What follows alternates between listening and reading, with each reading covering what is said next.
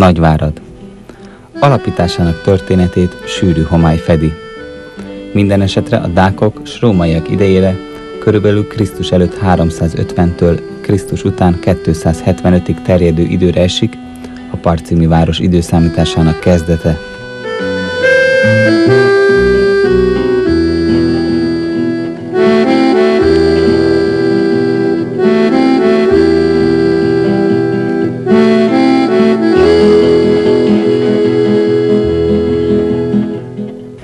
Erdély kapujának története oly gazdag, hogy nehéz lenne pár mondatban összefoglalni. De ha valaki ellátogat ide, akkor érezheti azt a varázslatos hangulatot, amit az egykor szebb időket élt épületek sugallnak. Ezek között a házak között sétálgatott egykor Juhász Gyula, Ady Endre, de számos történelmünk nagy alakja is itt látta meg a napvilágot.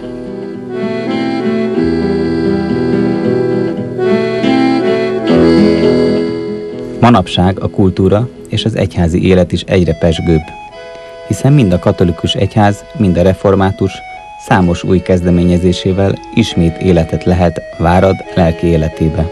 De mi a mai műsorunkban a nagyváradi evangélikus luteránus egyházközséget mutatjuk be. A gyülekezet 1812-ben alakult, és csaknem 100 esztendővel később Pec Samu tervei alapján felépült a ma is látható neogótikus templom.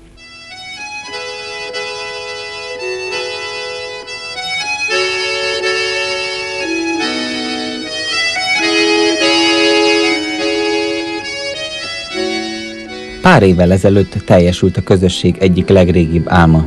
Az államosításnak áldozatul esett egykori evangélikus elemi iskola ma Nagyvárad egyik legnépszerűbb óvodájaként működik.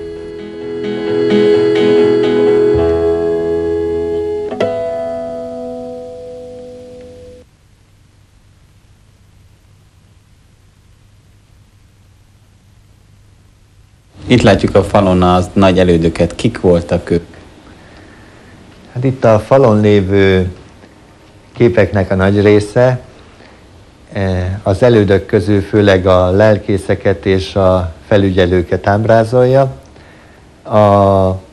Azokat, akiknek a képei megmaradt. Hát kronológiai sorrendben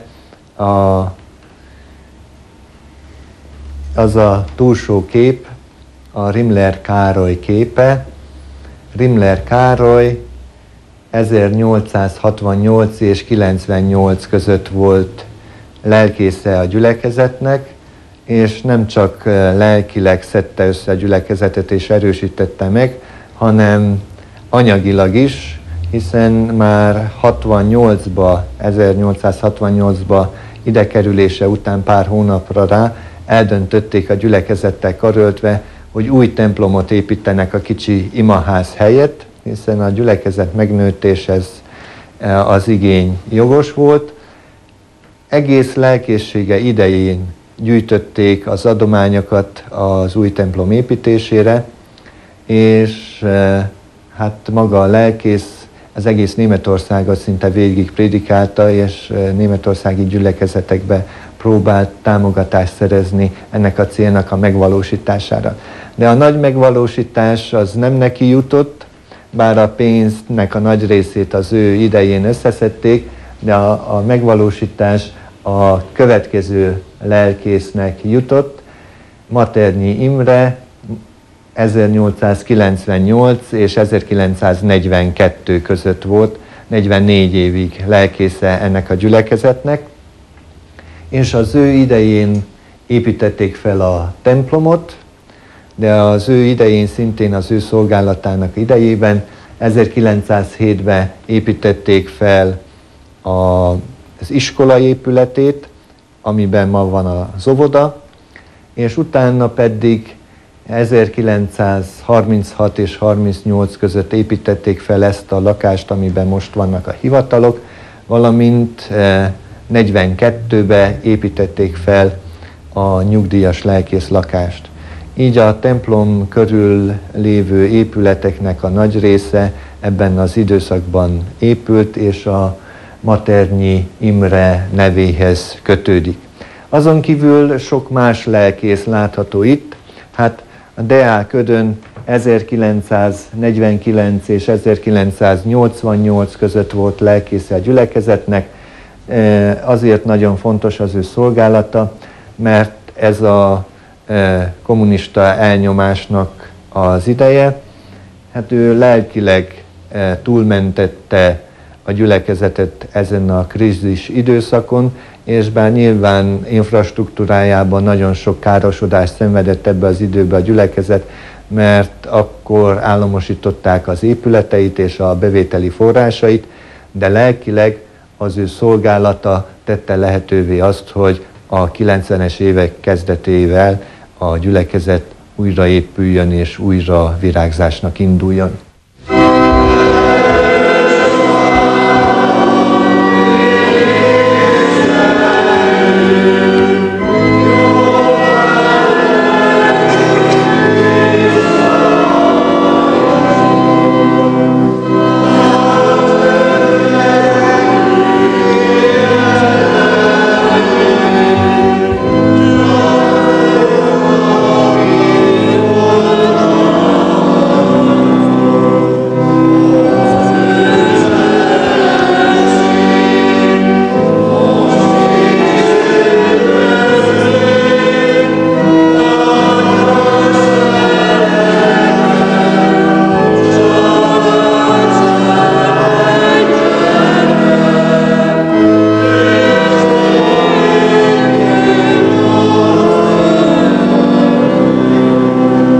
Mikor érkezett a nagyváradi evangélikus közösség élére?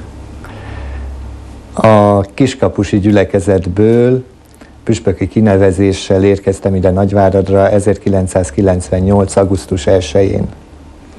Milyen váltás volt, mekkora váltás volt ez? Az egy kisebb közösség volt, gondolom. Igen, az egy kicsi szórvány gyülekezet volt. 2,5 évet szolgáltam abba a gyülekezetben, mint kezdő lelkész, segédlelkész, és hát nagy templom felújítási terveink voltak, amikor ez a gyülekezet lelkész nélkül maradt, meghirdették a pályázatot a megüresedett lelkészi hivatal betöltésére, de mivel nem jelentkezett senki, így a püspök úr úgy látta jónak, hogy engem küldött szolgálatba. És akkor milyen állapotok voltak itt? Mi fogadta önt akkor? Hát nagyon lelkes egyháztagok fogadtak, nagyon bizakodva jöttem ide Nagyváradra, és azóta se csalódtam ebbe a közösségbe. Nagyon sokan jöttek el segíteni már a költözéskor, de a presbitérium és a gyülekezet vezetősége nagyon aktív volt, amikor én idejöttem, és hát én nagy reményekkel jöttem, és minden erőmet, időmet arra használtam, hogy ebbe a gyülekezetbe kiépítsük azt a régi struktúrát, ami hiányzott, amit a kommunista időben természetesen, hogy az állami segítség, vagyis az állami hátráltatásnak köszönhetően ez a gyülekezet elveszített az évtizedek során. Mik voltak ezek, ha tudna egy pár példát mondani? Tehát elsősorban az egyházközségnek, a gyülekezetnek a megélhetési forrásait vették el, épületeit, földjét, különböző lakrészeit részben államosították, részben pedig kisajátították, és így a gyülekezeti élet a templom falain belül szorult, még a fiatalokkal való tevékenység is tilos volt, tehát a lelkészeknek, lelkész elődeimnek 89 előtt igen-igen nehéz helyzete volt, itt is, más gyülekezetekben is.